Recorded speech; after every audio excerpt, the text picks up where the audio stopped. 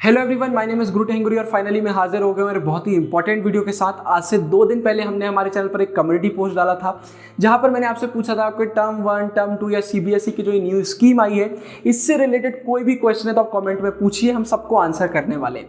तो वही वीडियो है यार, आपके पूरे क्वेश्चन आज आंसर किए जाएंगे। तो सबसे पहले अगर बात करें इस वीडियो को कैसे हम आगे बढ़ाएंगे, तो सबसे पहले यार 4 ऐसे क्वेश्चन थे जो बहुत सारे बच्चों ने पूछे, तो वो 4 कॉमन क्वेश्चन को सबसे पहले मैं आंसर करूंगा। उसके बाद बाकी के जितने क्वेश्चन है उनका आंसर किया जाएगा। एक छोटी सी चीज मैं आपको बताना चाहता हूं यार कि आप में से बहुत सारे ऐसे बच्चे थे जिन्होंने सेम क्वेश्चन पूछे, तो मैंने उनमें से यार एक रैंडम उठा लिया है कमेंट और उसका मैं आंसर कर दूंगा। तो बाय चांस अगर वीडियो में आपका नाम नहीं आता है तो ऐसा मत सोचिएगा कि आपका कमेंट इग्नोर हो गया है, आपका कमेंट किसी और कमेंट में आंसर कर दिया गया है जो कि सेम क्वेश्चन था। तो इसी के साथ यार इस वीडियो को चालू करते हैं, पूरा देखिएगा, बहुत इंपॉर्टेंट ये वीडियो होने वाला है। तो सबसे पहले यार बात कर लेते हैं मोस्ट कॉमन क्वेश्चंस की। तो इसमें जो सबसे पहला क्वेश्चन जो बहुत सारे बच्चों ने पूछा वो ये है यार कि भैया आप चैनल में एमसीक्यू क्वेश्चंस की वीडियो डालेंगे कि नहीं डालेंगे। तो जी हाँ, हमारे चैनल पर चैप्टर वाइज एमसीक्यू की वीडियो बहुत जल्दी आने वाली है। हम सिर्फ और सिर्फ सिलेबस का वेट कर रहे हैं। क्लास 12 ह्यूमैनिटीज और क्लास 10 दोनों क्लासेस हम कवर करने वाले हैं। इसके बाद यार दूसरा एक क्वेश्चन बहुत ज़्यादा आया कि भैया सिलेबस कब तक आएगा, ये सीबीएसई सिलेबस क्यों नहीं दे रहा है। तो अगर हम सीबीएसई के सर्कुलर की बात करते हैं तो उन्होंने साफ साफ क्लियर किया है कि जुलाई के महीने में आपका सिलेबस आ जाएगा। तो थोड़ा सा वेट कर लीजिए यार, मेरे हिसाब से 4-5 दिनों में आपको सिलेबस देखने को मिल जाएगा। और अगर 4-5 दिनों में नहीं मिलता है तो जुलाई के महीने में मिलना ही है। तो थोड़ा सा वेट कर लीजिए, सिलेबस बहुत जल्दी आने वाला है। इसके बाद तीसरा एक क्वेश्चन जो बच्चों को बहुत ज़्यादा परेशान कर रहा है वो ये है कि बहुत सारे बच्चों ने पूछा भैया जो बॉक्स में क्वेश्चन दिए होते हैं या बॉक्स में पैराग्राफ दिए होते हैं वो आएंगे कि नहीं आएंगे, एनसीईआरटी के टाइमलाइन आएगी कि नहीं आएगी। तो इसका आंसर बहुत अच्छे से सुनिएगा। मुझे नहीं लगता आज से पहले किसी ने इस बारे में ज़्यादा बात करी होगी, लेकिन इसको अच्छे से आज समझने की बारी आ गई है। तो यार आप कोई भी स्ट्रीम से हो, मैथ्स साइंस से हो, कॉमर्स से हो, 10th में हो, 12th में हो, अंतर नहीं पड़ता अगर आपके पास एनसीईआरटी है तो। एनसीईआरटी के जब आप फ्रंट पेजेस खोलेंगे ना तो उसमें पूरा लिखा रहता है कि how to read this book. मैं एडिटिंग में पूरा डाल दूंगा। जब आप उस पेज को पढ़ेंगे ना तो उसमें पूरा दिया होता है कि एनसीईआरटी में से क्या आता है और क्या नहीं आता है। आपने अक्सर देखा होगा अगर एनसीईआरटी में जो बॉक्सेस होते हैं वो अलग अलग कलर के होते हैं, टाइमलाइन दी होती है, बाकी बहुत सारी अलग अलग चीज़ें दी होती हैं। हम अक्सर सोच लेते हैं यार कि इसको और अच्छा डिज़ाइन देने के लिए किया गया है एनसीईआरटी को। ऐसा बिल्कुल नहीं यार, एक अलग अलग कलर इसलिए दिए जाते हैं। अगर आप फ्रंट पेज पढ़ेंगे तो उसमें क्लियर दिया हुआ है कि कौन से कलर के बॉक्स इवैल्यूएशन के लिए होते हैं, कौन से नहीं होते हैं। मतलब कौन से आपको बोर्ड एग्जाम में देखने को मिलेंगे और कौन से नहीं मिलेंगे। लेकिन यहाँ पर एक प्रॉब्लम है।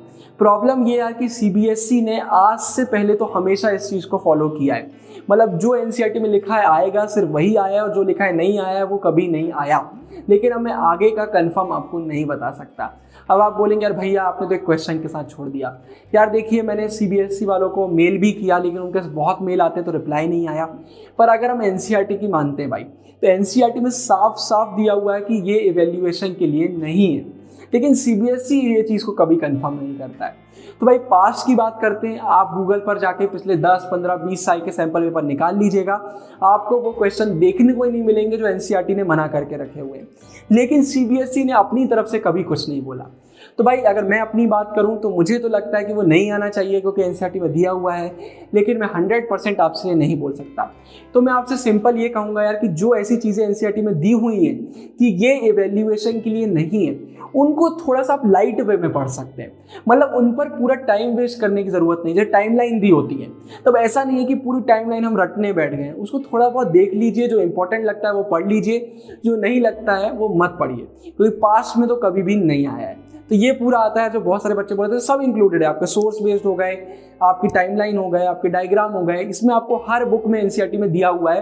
फ्रंट पेजेस में देख लीजिएगा कि क्या आएगा और क्या नहीं आएगा। इसके बाद फोर्थ क्वेश्चन जो बहुत सारे बच्चे पूछ रहे थे वो ये था यार कि हमारा कितना सिलेबस हो जाना चाहिए टर्म 1 के पहले। तो देखिए यार, अगर आप देखेंगे ना तो टर्म 1 के पहले जितना टाइम हमें मिल रहा है, टर्म 2 के पहले उतना टाइम हमें नहीं मिल रहा है। इस पर पूरी एक पर्टिकुलर वीडियो चैनल पर आज कल में अपलोड हो जाएगी। अगर हो गई होगी तो मैं आई बटन में डाल दूंगा, उसमें मैं आपको पूरा क्लियर बताऊंगा। लेकिन अभी मैं आपको शॉर्ट में बता देता हूं कि हमें 70 से 80% सिलेबस अपना टर्म 1 के पहले पूरा निपटाना होगा। ये बहुत ज़रूरी है क्योंकि टर्म 2 में हमें बहुत कम टाइम मिला हुआ है। इस वीडियो में पूरे डिटेल में मैं नहीं जाऊँगा क्योंकि फिर वीडियो बहुत बड़ा हो जाएगा। लेकिन जो पूरी एक पर्टिकुलर वीडियो आएगी उसमें मैं पूरा क्लियर करने वाला हूँ।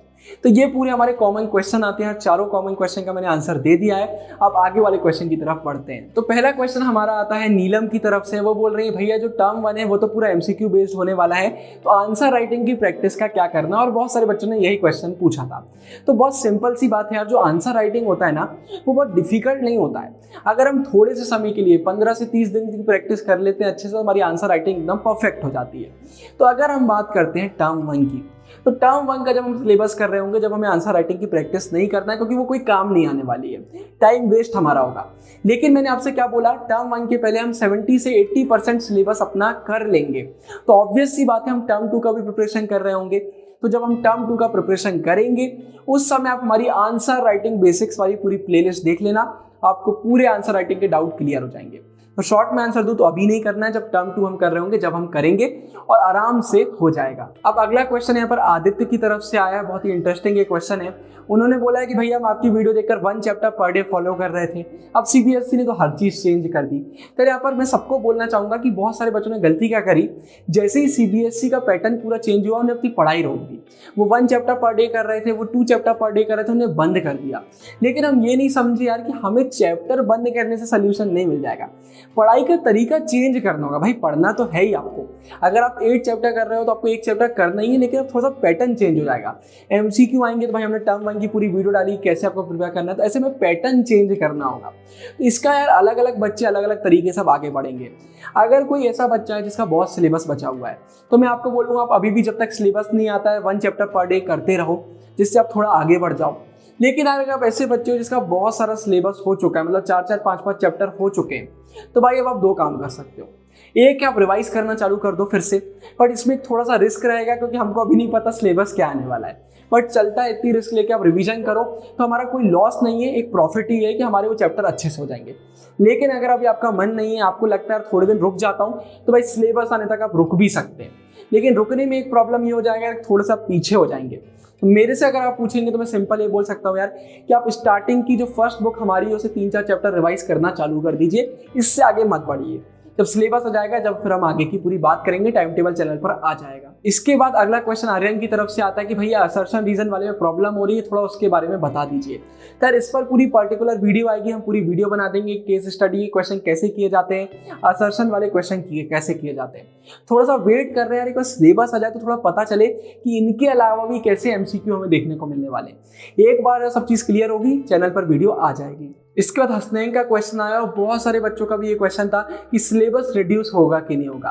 तो मैंने पहले भी बोला यार, फिर से आपको बता रहा हूँ, सिलेबस रिड्यूस हो चुका है, बहुत जल्दी सीबीएसई अपडेट डाल देगा। इसके बाद अगला क्वेश्चन गीता का है, उन्होंने भी बहुत इंपॉर्टेंट एक क्वेश्चन पूछा है कि भैया टर्म 1 में जो 50% सिलेबस आएगा क्या वो टर्म 2 में भी रिपीट होगा। तो जी नहीं, टर्म 1 का पूरा अलग सिलेबस रहने वाला है, टर्म 2 का बिल्कुल अलग रहने वाला है। अप्रॉक्स 50-50 होगा, सिलेबस आपस में ओवरलैप नहीं करेगा। तो ये बिल्कुल आपका डाउट मैंने क्लियर कर दिया है।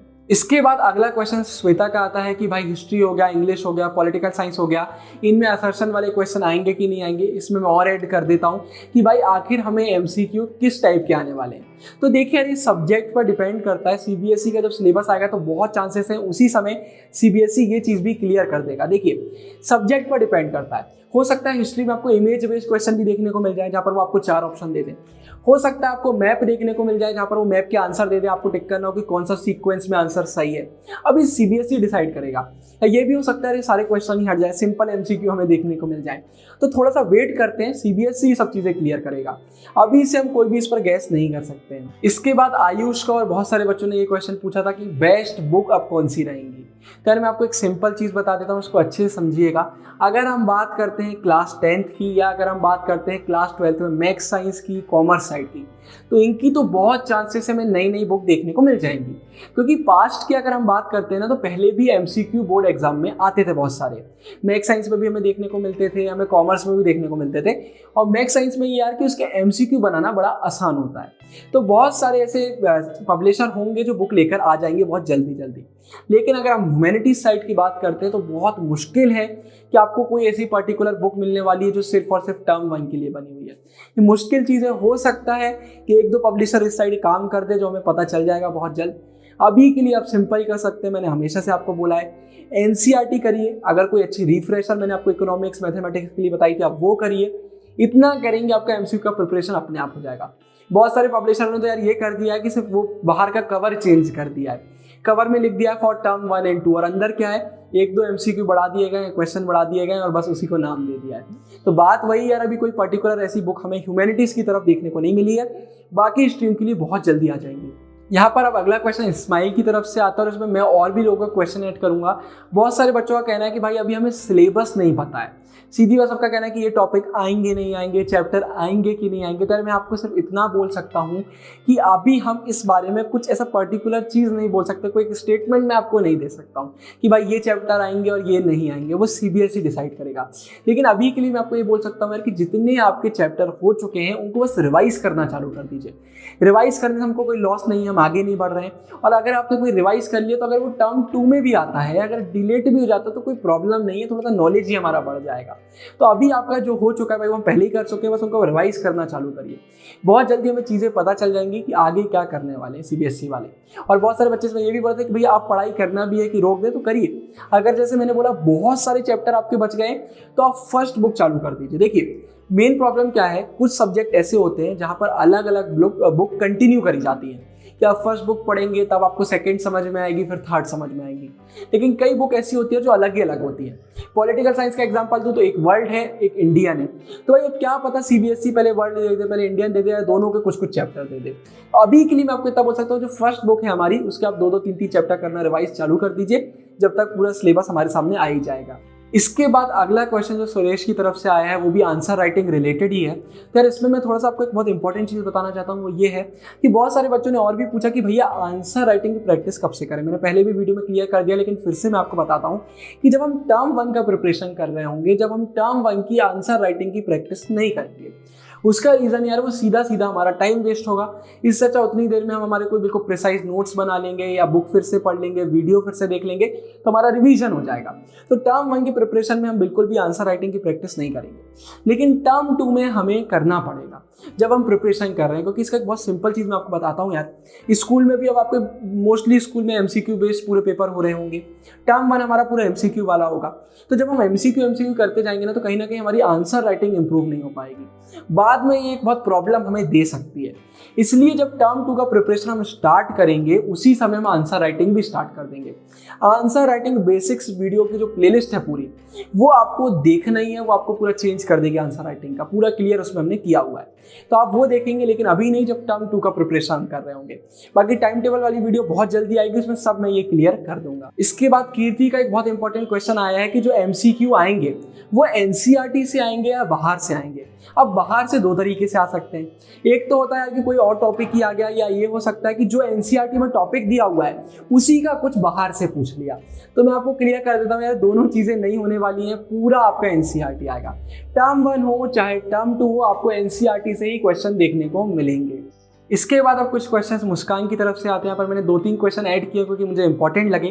तो पहला आता है यार कि इंडियन इकोनॉमिक्स का डेटा इंपॉर्टेंट है कि नहीं है। यहाँ पर मैं सारे सब्जेक्ट को इंक्लूड करके आपको आंसर देता हूँ यार। डेटा ना 2 तरह का होता है, मतलब अगर हम बात करें बोर्ड के पर्सपेक्टिव से, एक होता है आपने NCERT में देखा होगा कि पैराग्राफ में डेटा पर डेटा दिया होता है। मतलब अगर पॉपुलेशन की बात चल रही है तो पता चले उसमें 10-15 कंट्रियों की पॉपुलेशन दे दी गई है, और एक डेटा ऐसा होता है जहाँ पर सिर्फ 1% दिया होता है। इसका एग्जाम्पल हो सकता है इंडिया की पॉवर्टी रेट। तो यार देखिए, जो ऐसे होते हैं जहाँ पर आपको एक डेटा दिया होता है कि इंडिया की पॉवर्टी रेट बताइए, तो ये एक इंपॉर्टेंट होते हैं। ये पहले भी आते थे और अभी भी आएंगे ही ऐसे क्वेश्चन, ये इंपॉर्टेंट हो जाता है। लेकिन जब ऐसा डेटा आता है जब बहुत सारा दिया होता है, तो हमेशा बोलता हूँ वो बहुत ज़्यादा इंपॉर्टेंट नहीं होता है। तो उनको एक बार हमें रीड कर लेना चाहिए। और उनमें से एक ट्रिक मैं आपको बता देता हूँ। जब डेटा बहुत सारा होना, तो हमें हाईएस्ट और लोएस्ट पता होना चाहिए। अगर आपको पता हाईएस्ट पॉपुलेशन कहाँ की है, लोएस्ट कहाँ की है, मतलब आपको बहुत सारे क्वेश्चन के आंसर बन जाएंगे। फिर कभी ऐसा क्वेश्चन बहुत कम ही आता है कि कोई पर्टिकुलर कंट्री का नाम आ गया, इसकी पॉपुलेशन बताइए। आ सकता है लेकिन बहुत कम चांसेस होती है। तो मैंने आपको बता दिया क्लियर, ऐसा जो डेटा है जो बिल्कुल पर्टिकुलर दिया हुआ है, एक पॉवर्टी रेट हो गया, लिटरेसी रेट हो गया, तो इनको तो आपको याद करना है, बाकी वाला एक बार पढ़ लीजिएगा। इसके बाद फिर अगला क्वेश्चन आता है इंग्लिश का। पर इंग्लिश का मैं आपको अभी सिंपल इतना आंसर कर सकता हूँ, थोड़ा सा वेट करते हैं। अभी तो ये देखने वाली बात है कि इंग्लिश के कहीं सिलेबस में चेंज तो नहीं आएगा, कहीं लोग ग्रामर को इंट्रोड्यूस नहीं कर देंगे। बहुत सारे लोग बोल रहे हैं कि शायद 12th में भी ग्रामर इंट्रोड्यूस कर दी जाए, क्योंकि इतने सारे MCQ कहाँ से आएंगे। हालांकि अभी मैं इस पर कुछ नहीं कह सकता क्योंकि कोई आइडिया नहीं है, CBSE बताएगा। अगर सिर्फ चैप्टर से MCQ आते हैं तो भाई फिर हमें कुछ नहीं करना है, बस चैप्टर हम अच्छे से कर लेंगे, बहुत ईजी MCQ हो जाएंगे उसके बाद। लेकिन आपको थोड़ा सा वो देखने पड़ेंगे, आरटीसी में देखने पड़ेंगे, क्योंकि वो आरटीसी आपके एमसीक्यू में उठ के आ जाएंगे। तो इंग्लिश में घबराने की कोई बात ही नहीं, हमने तो पूरी वीडियो पहले से डाल दी है। इसके बाद थर्ड सबसे एक इंपॉर्टेंट क्वेश्चन जो है, और ये मैं बहुत सारे बच्चों को बताना चाहता हूँ, उनका कहना है एमसीक्यू क्या बहुत डिफिकल्ट आएंगे, क्या हमारे पूरे मार्क्स कट जाएंगे, मुझे तो डेट्स याद ही नहीं होती हैं, क्या मेरे जीरो आ जाएंगे। फिर मैं आपको एक चीज़ क्लियर करना चाहता हूँ, बोर्ड का पैटर्न कुछ भी चेंज हो जाए, पूरा एमसीक्यू हो जाए, पूरा लॉन्ग क्वेश्चन वाला हो जाए, कुछ भी हो जाए, पेपर का ना एक स्ट्रक्चर हमेशा एकदम फिक्स्ड होता है। कुछ क्वेश्चन बहुत इजी होते हैं, कुछ मीडियम लेवल के होते हैं और कुछ बहुत डिफिकल्ट होते हैं। मतलब अगर आपने बहुत अच्छे से पढ़ाई करी तो आपको तो फिर पेपर इजी लगेगा, लेकिन अगर हम एक पैटर्न की बात करते हैं तो वैसे ही फॉलो करता है। कुछ 10 to 20% क्वेश्चन बहुत ही डिफिकल्ट होंगे, बाकी फिर मीडियम होंगे, फिर बहुत ईजी होंगे। एक और चीज़ बहुत इंपॉर्टेंट होती है, वही है बहुत सारे बच्चे होते हैं भैया डेट्स याद नहीं होती। तो देखिए, बोर्ड एग्जाम में कभी ऐसा नहीं होता कि 100 क्वेश्चन आए तो 100 डेट्स पर आ गए। हर क्वेश्चन का भी एक लिमिट होता है। जैसे सपोज कर लीजिए 50 क्वेश्चन आए तो डेट वाले 5 होंगे, फिर रीजनिंग वाले 5 होंगे, मतलब अगर पूरे पेपर की बात करते हैं तो ऐसे पैटर्न चलते हैं। अब जैसे अब एमसीक्यू इंट्रोड्यूस कर दिया गया है तो इसमें भी कोई पैटर्न फॉलो होगा कि इस टाइप के इतने क्वेश्चन आएंगे, इस टाइप के इतने क्वेश्चन आएंगे, ऐसा पूरा सीबीएसई देखकर पेपर बनाता है। अब वो सीबीएसई वाले अपने पीडीएफ में इंक्लूड करें चाहे ना करें उससे फर्क नहीं पड़ता, लेकिन उनको पता होता है कि किस टाइप के कितने क्वेश्चन बोर्ड एग्जाम में डालना है। थोड़ा बहुत आगे पीछे हो जाता है, जैसे सपोज कर लीजिए कोई सब्जेक्ट में 4 डेट वाले आ गए, किसी में 3 आ गए, लेकिन आसपास ही वो चलता है। तो बिल्कुल याद रखिए, पेपर इजी आएगा अगर आपने अच्छे से पढ़ाई करी है। इसका साक्षी का क्वेश्चन आया कि भाई मैप वाले क्वेश्चन आएंगे कि नहीं आएंगे। मैंने पहले ही आपको बताया, सीबीएसई का जब सिलेबस आएगा, जब हमें पता चलेगा, जब वो और बाकी चीज़ें हमको बताएगा कि कैसे क्वेश्चन आएंगे, तो हो सकता है मैप भी देखने को मिल जाए हमें एमसीक्यू फॉर्मेट में अभी, लेकिन इस पर कुछ नहीं कहा जा सकता। इसके बाद मीनाक्षी का एक इंपॉर्टेंट क्वेश्चन आता है, इसमें मैं और चीज़ें ऐड करूंगा। वो पर्टिकुलरली पॉलिटिकल साइंस की बात कर रही हैं कि उन्हें सब सब्जेक्ट की बुक ले ली, लेकिन पॉलिटिकल साइंस की नहीं ली क्योंकि अभी न्यू एडिट टॉपिक नहीं मिल रहा है। तो भाई घबराना नहीं है, हमारे चैनल पर हमने पूरे नए टॉपिक ऑलरेडी डाल दिए हैं। आप पूरी वीडियो देख लेंगे, आपको उसका कोई बुक लेने की जरूरत नहीं पड़ेगी। इसके बाद बहुत इंपॉर्टेंट क्वेश्चन, बहुत सारे बच्चे बोल रहे हैं बुक का क्या किया जाए। तो देखिए, अगर फ्यूचर में आपकी कोई भी स्ट्रीम हो, कोई भी क्लास हो, आपको बुक मिलती है जो जैसे पूरी टर्म 1 की जिसमें एमसीक्यू पूरे दिए हुए हैं, तो बिल्कुल आप ले सकते हैं अपना रिविजन के लिए। लेकिन आपको ऐसी बुक नहीं मिलती है तो आपको लेने की ज़रूरत नहीं है, यूट्यूब पर सब मिल जाएगा आपको, हम ही पूरा डालने वाले। तो वो आप देखिए, एनसीईआरटी करिए, आपको एक बुक लेने की ज़रूरत नहीं है जिसमें अच्छे से कुछ दिया भी नहीं है। बहुत सारे बच्चे गलती कर लेते हैं कि जो बुक मिलती है वो ले आते हैं। भाई बुक अच्छी है तो लेना है, नहीं है तो कोई मतलब नहीं है। एनसीईआरटी जिंदाबाद, द ट्विन ब्रोस जिंदाबाद। तो आपको बिल्कुल घबराने की इसमें ज़रूरत नहीं होना चाहिए। इसके बाद आंशी का एक इंपॉर्टेंट क्वेश्चन आता है, उसको आज मैं आंसर नहीं करूँगा क्योंकि इस पर पूरी एक पर्टिकुलर वीडियो बहुत जल्दी आने वाली है, नोट्स। अब बहुत सारे बच्चे बोल रहे हैं कि भैया नोट्स का क्या अलग बुक बनाना पड़ेगा, क्या एमसीक्यू नोटबुक बनानी पड़ेगी, ऐसे बहुत सारे क्वेश्चन मुझे अभी सुनने को मिल रहे हैं। पूरी इस पर वीडियो आ जाएगी। तो ये हमारा आंशी की तरफ से क्वेश्चन आता है यार। तो इतने ही यार आप सभी के क्वेश्चन आते हैं। आई होप आपको ये वीडियो अच्छी लगी होगी। अगर आप वीडियो अभी तक देखने रुक जाइए भाई, पहले शेयर जरूर कीजिएगा, अपने दोस्तों के साथ लाइक कीजिएगा। अभी भी कोई डाउट बच जाता है, अभी भी कोई एक्स्ट्रा क्वेश्चन आपके दिमाग में बचा हुआ है तो भाई कॉमेंट में पूछिएगा, तुरंत रिप्लाई आपको मिलने वाला है। इसी के साथ इस वीडियो करते हैं खत्म। साइनिंग ऑफ, गुरु जय गुरिया, बाय।